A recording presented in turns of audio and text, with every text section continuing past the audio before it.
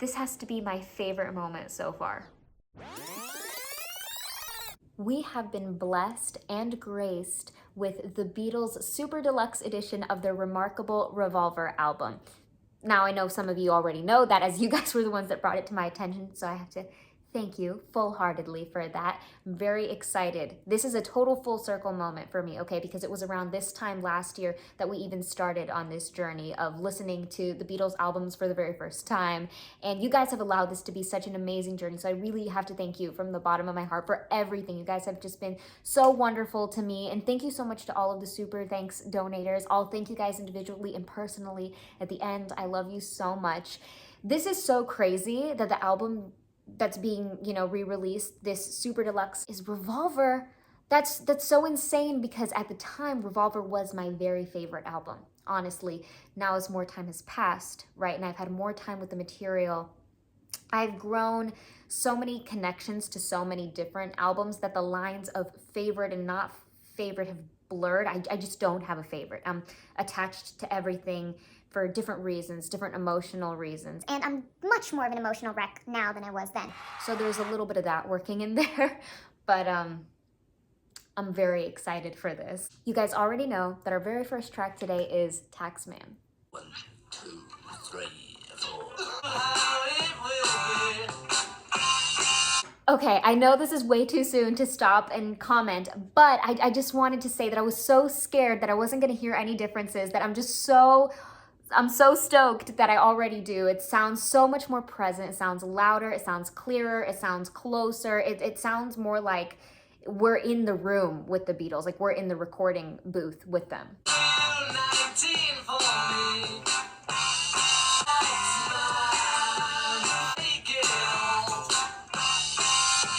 Every percussive element is so bright. It has this beautiful shine to the song. And then every time we have a new instrument, a new element that's added, it just slaps on another layer that makes it sound so rich.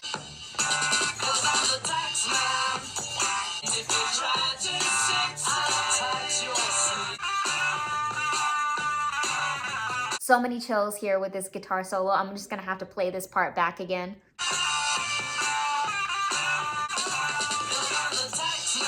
And now we can hear that so clearly and so plainly, that little build-up that we have transitioning us off that solo instrumental guitar moment and that percussive lead-up back into the vocal. It felt very, very satisfying. It was so clear. It was very intentional. The way that it goes from that ramp-up build to this blossoming or blooming moment of all of the vocals spilling out and, topping that off with all the beautiful harmonies. It's just so satisfying. It's almost the equivalent of going up and up and up and up on a roller coaster, and then you just plummet down where you just have this really steep fall.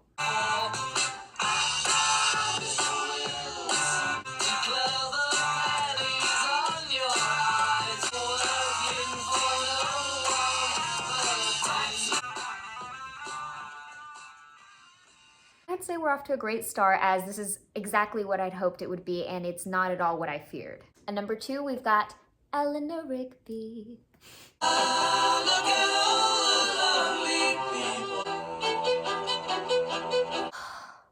This mixing is so working for the strings. This arrangement is so beautiful already right off the bat. And right away, I'm made aware that it's been way too long since I've heard this song. I can't go this long without some Eleanor in my life. This is so good. But just the way that the colors of the notes of the strings are able to just shine and ring out, it's just so beautiful. And the way that, they kind of clash and duet up with the voices, the two sounds together complement each other so well, so deliciously. A church where a wedding has been. Who is it for? All alone. So now we can really, really narrow in on each element individually, where before it was a little bit more difficult to do that, right? Like you had to try so hard to zone in on one spot. But here we can hear the strings, and we can hear the voices, both ever so present. They're not in competition. They're just both shining in their own lights. It feels like that's kind of more of the case. And here we can hear the transitions from when the musical notes are played shorter you know, the time changes, the staccato versus legato, you know, that transition, each time it changes, it adds this new emotional element. It's kind of like guiding our emotions and our feelings on this journey. Father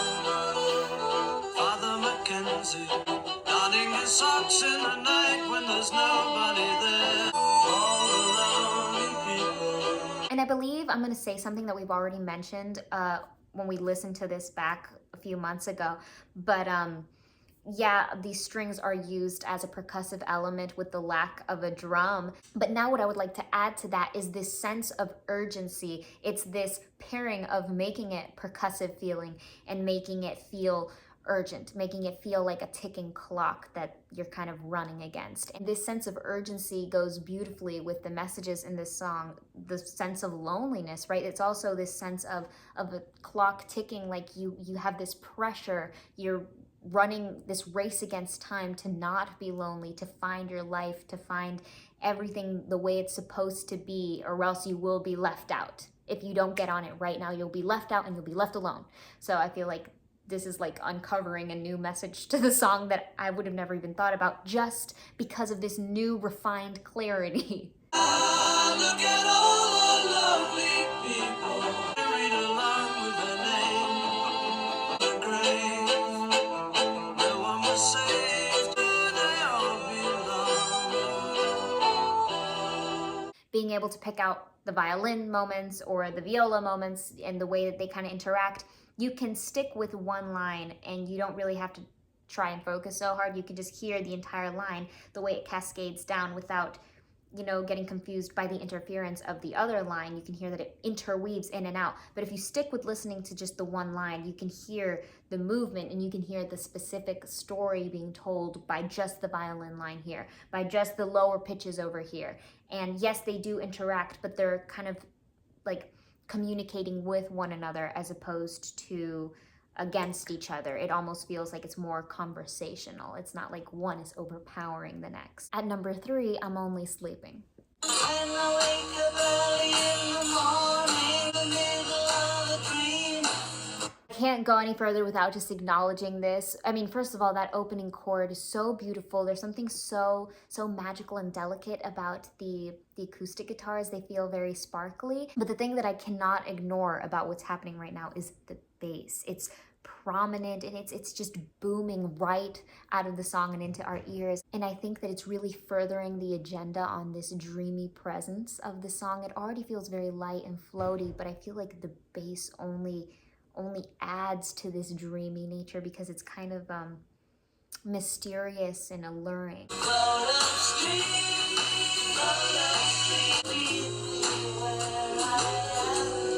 I've needed this version of this song in my life for so long. Where has it been? Oh my gosh, those harmonies. This has to be my favorite moment so far. I don't mind, I think that I'm crazy.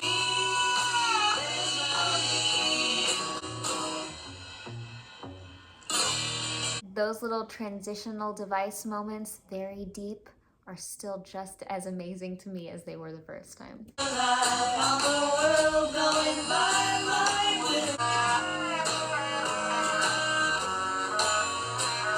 That was the moment that I've been waiting for.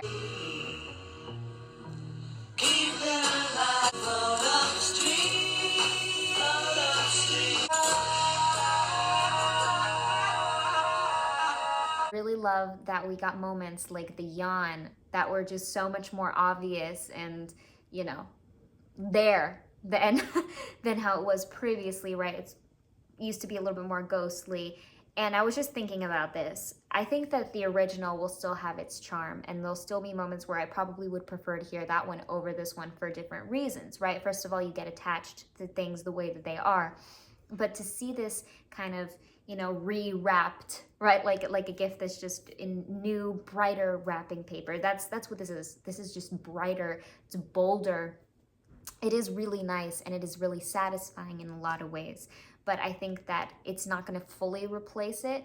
But something else that's really interesting too that I was thinking about while listening is how coming back to this song after so much time apart, I realized how attached I actually was to it and how I'm more attached to certain moments than others that I'd previously thought I was. If that makes any sense. El número 4 de la noche va a ser Love You Too.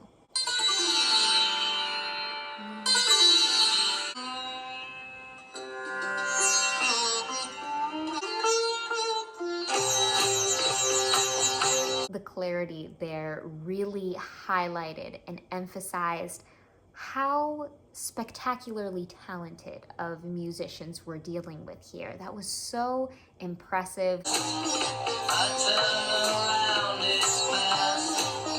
Love me while you can. Okay, so I know that this happened previously, like this isn't something new, but it's just so much more apparent now that you can hear the pitches vibrating off of one another, because perhaps it's due to the amazing the pitch that's going on. It's just hit so well, so centered, and then the pitches that are being played musically, the way that they're like meshing off of each other is so divine that they're like frequencies are communicating, and you can hear the wobble, and when they wobble they create a third element that goes on into play. Lifetime is so short to me.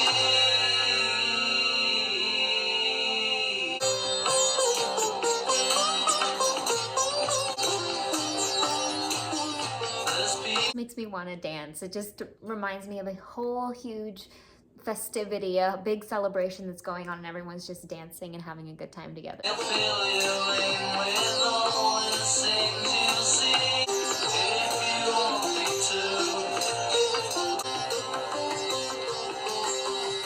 to. That ending there, that's so riveting and, you know, exhilarating with the play with speed. You know, it ramps up, and the way that the timing of each note just kind of gets shorter and shorter, and we're on this like snowball downhill spiral. It was really great.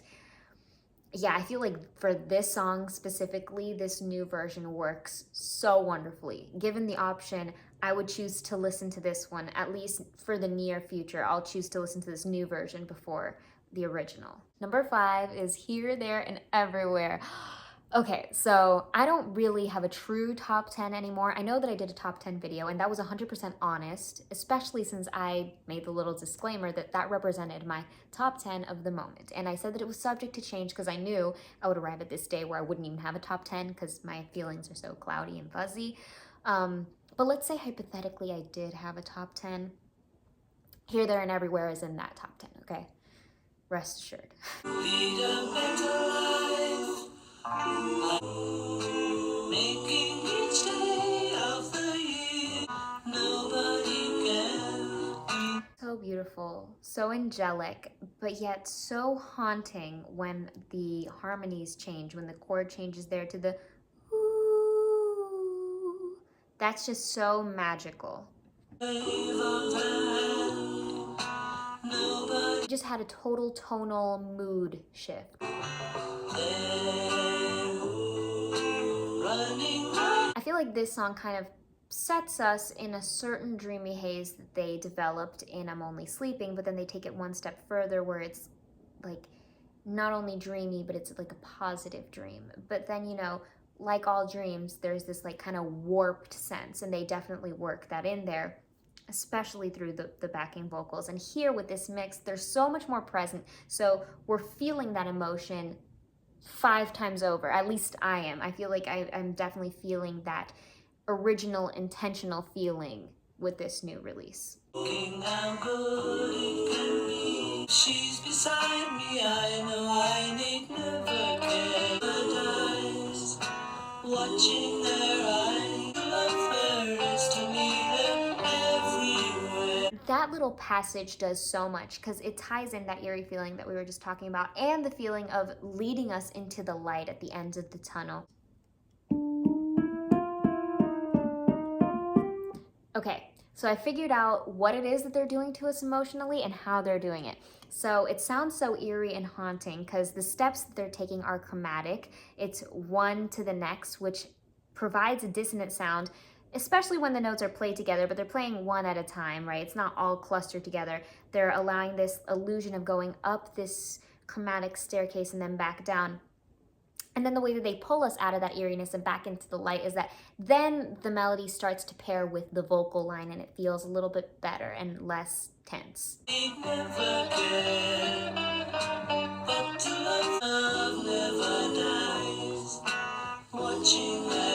That subtle little harmony there has always caught me by my heartstrings, and it still got me.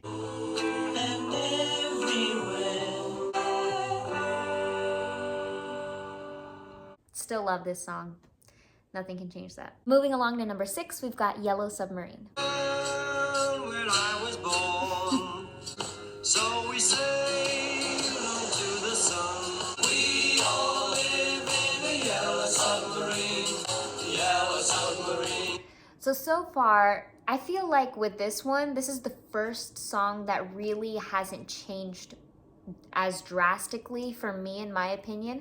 And maybe that's just a lack of memory on my part. Maybe this is so different. But what I have noticed is that much like the other songs, a lot of the backing moments, a lot of these little sound effects and stuff are coming to the forefront where they were hidden in the past. And with this song, that's definitely where the charm lies. This is one of, Beatles' super iconic songs. They have so many. They have an overflowing, abundant amount of iconic songs. But I feel like just even a picture of a yellow submarine is so tied to the Beatles and their influence that their music has had. Bringing light to all these elements, the waves crashing on the shore, all this stuff just adds to the fun and the excitement. And this song is already larger than life.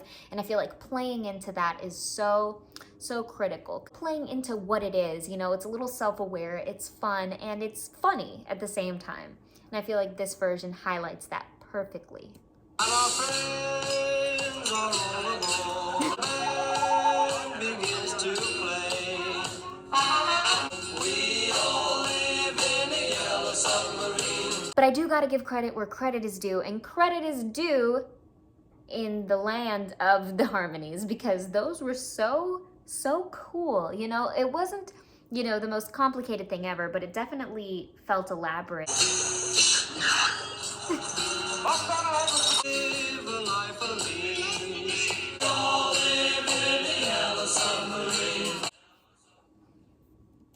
It's impossible to not have a blast when you listen to Yellow Submarine. Number 7 and the last song on side 1 is She Said, She Said.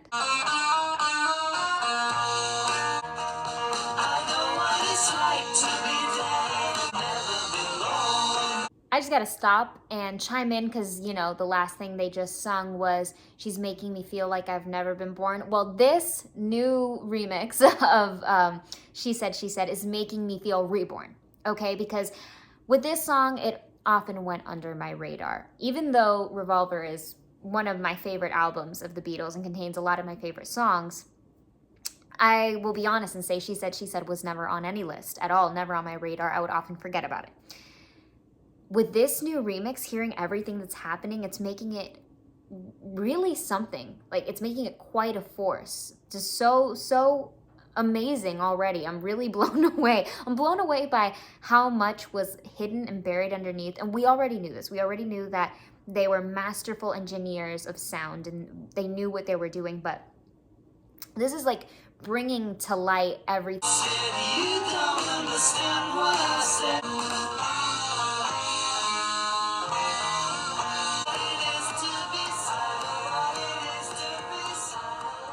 Rhythmically speaking, I love the percussion in this one. I love the special guest star appearance of the organ. I love that tonal shift with the minor.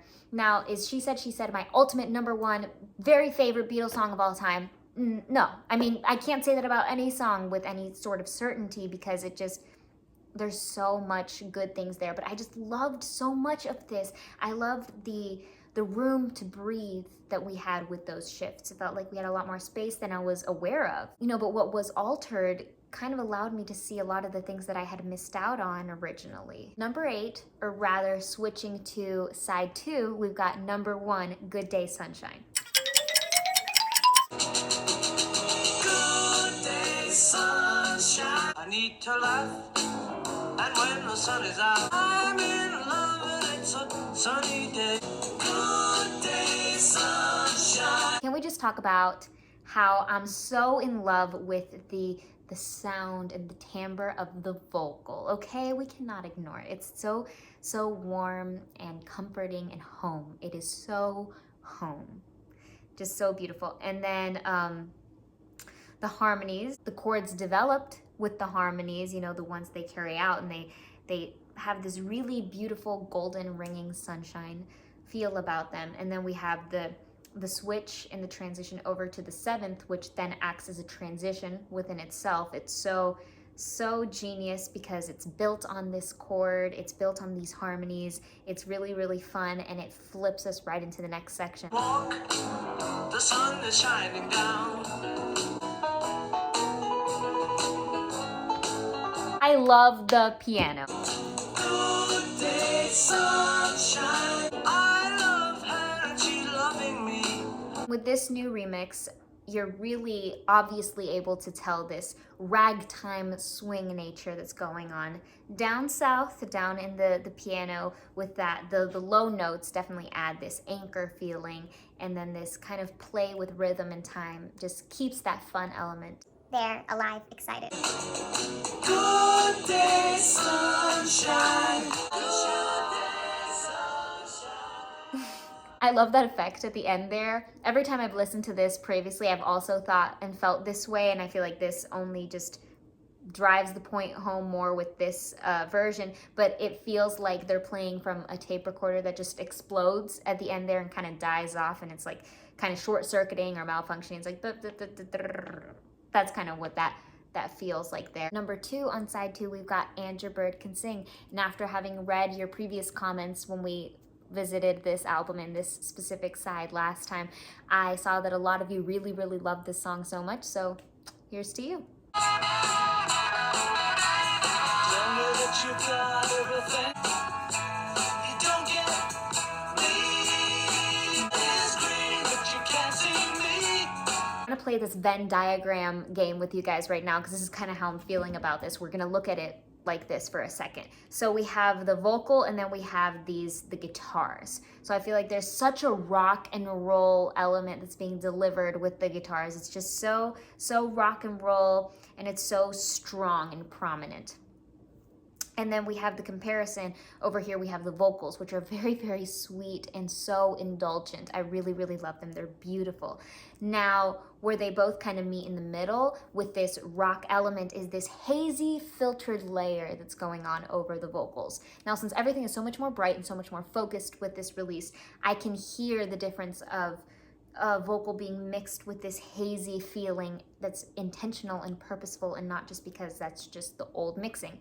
This new mixing is bringing everything to the light, and so this kind of distorted nature is being brought to the light as well, which is, it kind of sounds like a contradiction, but it works. Possessions start to weigh you down. Release. Your bed is broken. You tell me that you've heard every sound there is. I fell in love. Every little last second, every tiny detail of this song was just showcased in the most glorious way. With just this listen, this song has actually worked its way up to like one of my new all-time favorites of the Beatles. I'll give it that. Number 3 of side 2, we've got For No One. And this is kind of a big deal to me. I really have always been obsessed with this one. Your day breaks, your mind aches. You find that all takes her time and doesn't feel she has to hurry. So I think I've already mentioned this before, but this song really reminds me a great deal of Billy Joel's Piano Man, and for several reasons. Even if I've brought it up before, I'm not sure if I ever explained why, and it's pretty glaringly obvious with this mixing because it's just so clear. There's a piano, and the use of the piano, the way it's being played, and the rhythm is very similar, just the dun dun dun dun, this steady, consistent pacing. And then there's the progression and this like a downward motion. It kind of, you know, one step at a time goes down and down and down, the same way that we're led down in the Piano Man. Eyes, you see nothing. No sign of love. But the beauty really lies in the differences, doesn't it? We're led into this bombastic section that kind of brings us back to a more classical Baroquean era. You know, there's this like original piano sound, this like clavichord sound that's so, it's very strong and piercing. And I honestly thought it was about to be more prominent than it was here, considering how many other elements have just been so striking. This one isn't as much, but it is more apparent than it was in the original. You need her, and yet you don't believe her. That French horn was so smooth, just so silky, like a nice little squirt of caramel, just this beautiful spread. You stay home, she goes out. I love that ending and how incomplete it is, you know, it just kind of leaves you hanging in suspense. I loved this version of it as well. It highlighted all the things that I already loved about the song so very much, and then it brought to light a lot of little aspects that just made it all the better. Por la segunda vez esta noche tenemos otro número 4 y es Dr. Robert. Being my friend, I said you called Dr. Robert. You're a new and better man. He helps you. Even the movement, this back and forth tug and pull with the chords is really fun and playful, especially given that the chords that are being used are really fun. Not only that they're persistent and they're back and forth, but we have this seventh and like a sus chord, like there's just really interesting notes that are just being bounced back and forth. Think you can, Dr. Robert. Take a trip from the special cup, Dr. Robert. No one can succeed like Dr. Robert. Well, he'll make you Dr. Robert. So beautiful, angelic, magical, a magical celestial moment right there. The intricate instrumentation, the notes that were played, the melodies that were chosen. And with this mix, you can hear the variation in the pitches that are played, because there's these overtones that hang over everything that just sound so fine, like this really thin line that are so magical and sparkly and add this whole otherworldly dimension to the song.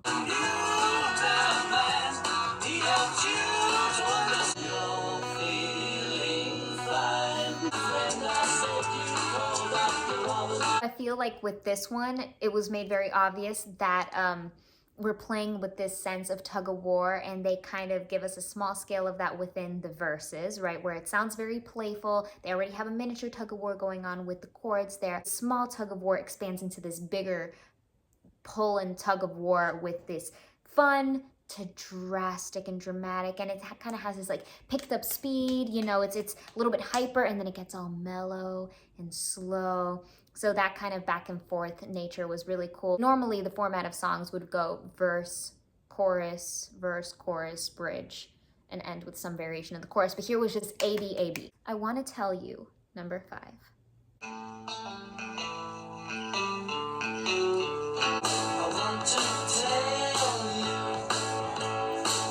I loved that cascading waterfall of an intro where each instrument and each element just piled One on top of the other. This mixing brought each of those moments to life in such a big, blossoming way.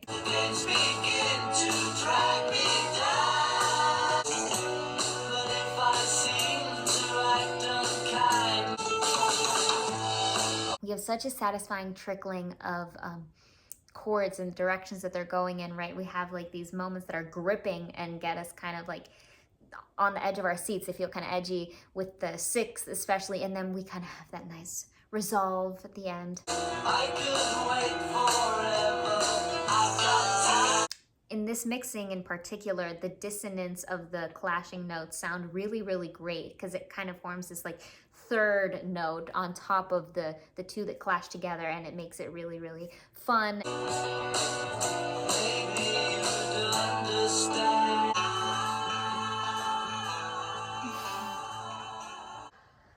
I love that we're revisiting all these songs and I'm hearing things that I'd completely forgotten about that I had already fallen in love with, and it's like seeing an old friend for the first time in several years. Like there's so much there that's so charming and lovable. Ending there that got very groovy. Even the sound of the maracas with this new mixing was so pleasant. Second to last, we've got Gotta Get You Into My Life.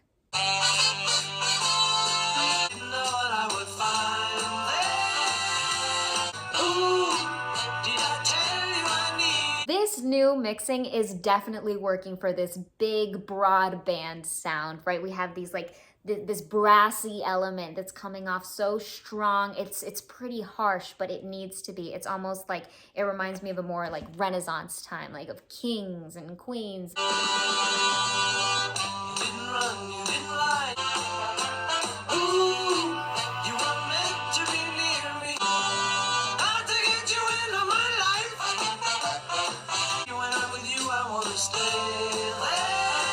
The vocal is so good. Just the belting, it's amazing. Every single day of my life, I'm about to get you into my life. It's another kind of mind. And as the song trails out, the vocal progressively gets more soulful and gets a little bit richer.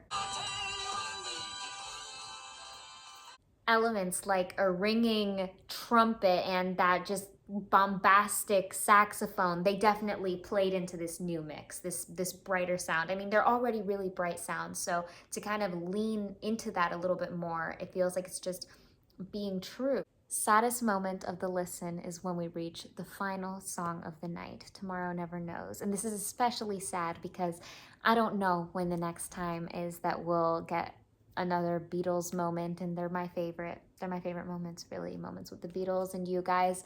It just feels like this whole other atmosphere.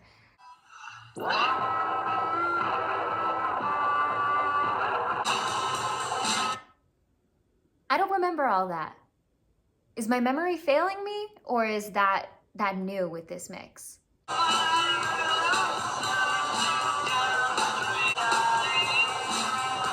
What's really interesting is that at the start of this, it sounds much brighter and fuller, just as the rest of the songs have, until the vocal kicked in. The vocal feels just as pushed back, so it feels like this stark contrast is so much more drastic than it used to be because there's this new bright forward presence with everything else, and then the vocal's still sitting way in the back.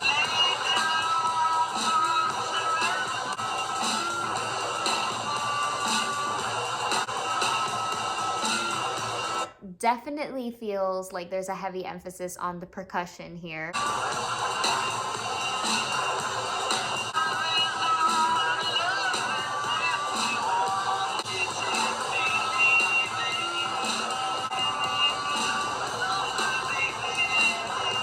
That felt drastically more chaotic than everything else, just out of nowhere. Bam, we just ended it with a volcano. So much fun and so amazing. Thank you guys so much for sitting here through this with me. You probably have already heard the Super Deluxe edition on your own, so thank you for taking the time and visiting it with me. And thank you for also holding on to this crazy ride, just as chaotic as Tomorrow Never Knows got at the end. I feel like that's kind of how life is going here on this channel. So thank you for taking this ride with me. Who knows what we're gonna arrive at next, but I know that you guys have sent in so many wonderful suggestions and they've all been taken note of, and we will reach each and every single one of them if that's the last thing I do. So that, just know that I intend to do that. Now, if I'm correct, we've got some thank yous in order. First things first, all my love, all of the warmest hugs in the world and all of the kisses in the world to my ultimate super thanks superheroes. We've got Paul Edwards,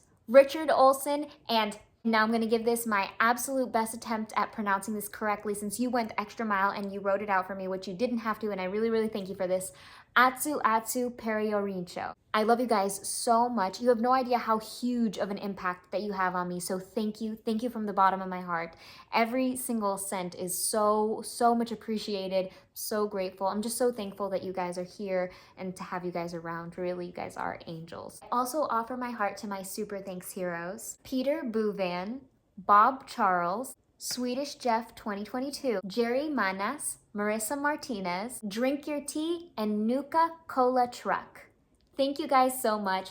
I love you with all my heart. I'm so excited for our next adventure together. And Christmas time is here. We just had Halloween just a few days ago, and as sad and heartbreaking as it is to, end Halloween and that whole October month of costumes and festivities, this is really my favorite time of year, and I didn't really get to enjoy it last year, so I'm going to force myself to enjoy this year. I'm going to force joy into my life, because sometimes you just need to do that. I'm well aware that there are times to be sad and that you have to acknowledge your feelings, and you can't just kind of try to ignore what you've got going on and, override it. But at a certain point, I feel like my happiness is going to have to be a decision that I make. And the more I force myself to enjoy and the more I force myself to do things that are really exciting to me, the more I am seeing light and happiness. And a lot of that is with you guys. Thanks to you guys sitting here doing things like this. This really brings me so much joy. You bring me so much joy, and I love you so much. I can't wait to see you guys in the next video. And remember to start doing all the Christmassy things if that's your speed. If not, then skip it. Oh, and remember to take it easy. Due credit is happening with this has to be one of my, whoa.